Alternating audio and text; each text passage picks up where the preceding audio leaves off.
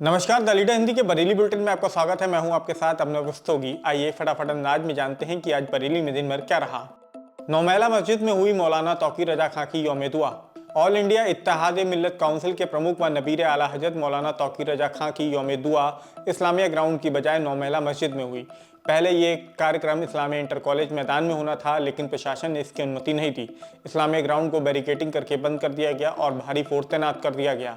इस पर नौमेला मस्जिद में जुमे की नमाज के बाद यौम दुआ हुई। इसमें दरगाह आला हजरत के प्रमुख मौलाना सुबहान रजा खां सुबहानी मियाँ, दिल्ली की हजरत निजामुद्दीन औलिया के सज्जादानशीन सैयद हम्माद निजामी और सुप्रीम कोर्ट के वकील महमूद प्राचा समेत तमाम लोग पहुंचे। मुफ्ती मोहम्मद कफील हाशमी ने सुबहानी मियाँ की सरपरस्ती में फिलिस्तीन में मारे गए लोगों के लिए यौम दुआ कराई। इस दौरान नौमेला मस्जिद आने जाने वाले रास्तों पर भारी फोर्स तैनात रहा। सिटी मजिस्ट्रेट और सीओ फोर्स के साथ खुद मोर्चा संभाले रहीं। यौम दुआ में भारी संख्या में लोग भी शामिल हुए। टहलने निकले कपड़ा व्यापारी ने चौपला पुल से लगाई छलांग। कोतवाली थाना क्षेत्र में बिहारीपुर ढाल निवासी 60 साल के जितेंद्र अग्रवाल कपड़ा के व्यापारी थे। उनके बेटे अभय अग्रवाल ने बताया कि रोजाना की तरह जितेंद्र अग्रवाल शुक्रवार सुबह घर से मॉर्निंग वॉक के लिए निकले थे। थोड़ी देर बाद सूचना मिली कि उनके पिता चौपला पुल से संदिग्ध परिस्थितियों में नीचे गिर गए। वे परिजनों के साथ मौके पर पहुंचे और पुलिस की मदद से उन्हें अस्पताल ले गए, जहां उनकी मौत हो गई। परिजनों को भी नहीं मालूम था कि वे चौपला पुल से कैसे नीचे गिरे। आसपास मौजूद प्रत्यक्षदर्शियों ने बताया कि जितेंद्र ने पुल से छलांग लगाती थी। कपड़ा व्यापारी की मौत से परिवार वालों का रो रो कर बुरा हाल है कि आखिर उन्होंने पुल से छलांग क्यों लगाई। पुलिस मामले की जांच में जुट गई है। देखिए मामले में उनके बेटे ने क्या जानकारी दी। कहाँ रहते हैं? सुबह रहते ही टाइम में पता चला आए नहीं, तो दूसरा पता लगी वहाँ पे जगह है तो लगी वहाँ पास के थोड़ी सी पड़ गया। अच्छा, कितनी उम्र रही होगी उनकी? 54। तो पुल से गिरे थे, कैसे गिरे थे? पुल पे गए नहीं, जो देखने टाइम ने बोले पुल पे गिरे। कब की घटना है ये? सुबह की 9:30 बजे। क्या करते थे अंकल? कपड़े का। किसने देखा था इनको?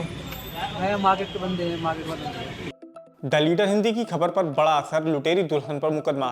बीते रोज एक बेहद पेचीदा मामला सामने आया था। इसमें दुल्हन एक तो उसके दो दूल्हे थे। वो दोनों के निकाह में हैं, मगर दोनों ही दूल्हे दुल्हन से परेशान हैं। दोनों दुल्हों ने एसएसपी ऑफिस पहुंचकर अपना दर्द बयां किया और गुहार लगाई थी कि उनका दुल्हन से पीछा छुड़ा दें। इनमें से एक दूल्हे का नाम इमरान है, वो बिहार कला में रहते हैं, जबकि दूसरे का नाम सलीम उर्फ मुन्ना है, वह सन सिटी में रहते हैं।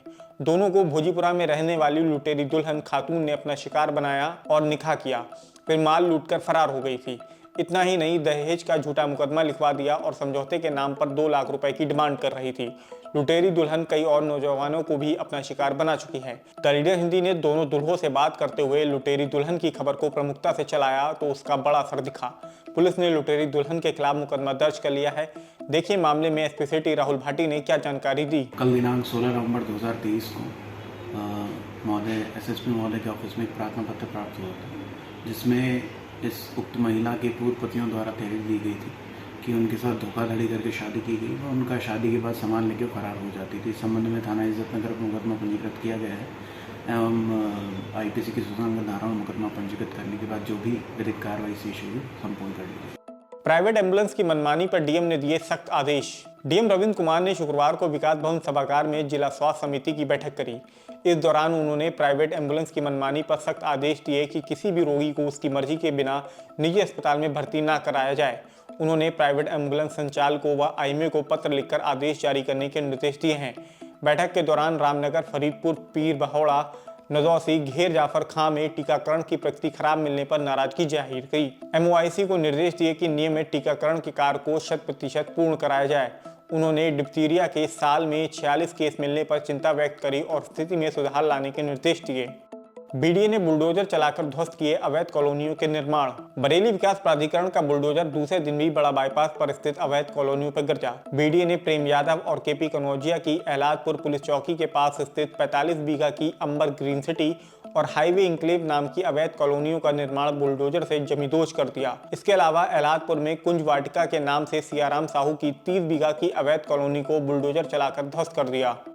भैंस के पड्डे को गोली मारने का आरोप, पुलिस बोली इल्जाम झूठे। बारादरी थाना क्षेत्र के संजय नगर में बच्चों के विवाद में 2 पक्ष भड़ गए थे। फायरिंग, चाकूबाजी और जमकर लाठी डंडे चले थे। इसमें दोनों पक्षों के कई लोग घायल हो गए थे। मामले में दुर्गा मंदिर के पास रहने वाले राजू यादव पक्ष के लोग शुक्रवार को एसएसपी ऑफिस पहुंचे। आरोप लगाया कि बीती रात दूसरे पक्ष के लोग उनके घर पर आए और फायरिंग करी। इस दौरान भैंस के पड्डे को गोली मार दी। मामले में एसपी सिटी का कहना है कि दोनों पक्षों की तहरीर पर मुकदमा दर्ज कर लिया गया है। पड्डे को गोली मारने के इल्जाम झूठे हैं। दिनांक 15 नवंबर 2023 को थाना बारादरी के संजय नगर क्षेत्र में दो पक्षों में मारपीट की घटना हुई थी। दोनों पक्षों के कुछ व्यक्तियों को चोट आई है। पीड़ितों का मेडिकल करवा दिया गया। मुकदमा दोनों पक्षों से प्राप्त तहरीर के आधार पर पंजीकृत कर दिया गया है। विधिक कार्रवाई अमल में लाई जा रही है। इस घटना में गाय को गोली लगने की बात सामने आई थी। इसकी जांच करवाई गई। गाय को गोली लगने की घटना असत्य एवं निराधार है। बाकी अन्य तथ्यों के संबंध में जांच थाना बारादरी पर अमल में लाई जा रही है। फायर ब्रिगेड ने जीआरपी को दी आग बुझाने की ट्रेनिंग। फायर ब्रिगेड विभाग की ओर से शुक्रवार को बरेली जंक्शन पर जीआरपी को आग बुझाने की ट्रेनिंग दी गई। इस दौरान जीआरपी को सिखाया गया कि इमरजेंसी में किस तरीके से आग पर काबू पाया जाए। गैस सिलेंडर में आग लगने पर किस तरीके से कपड़े की मदद से आग को बुझाया जा सकता है। फिलहाल आज के बरेली बुलेटिन में इतना ही। बरेली से जुड़ी ऐसी ही अन्य अपडेट्स पाने के लिए द लीडर हिंदी को सब्सक्राइब करना बिल्कुल ना भूलें।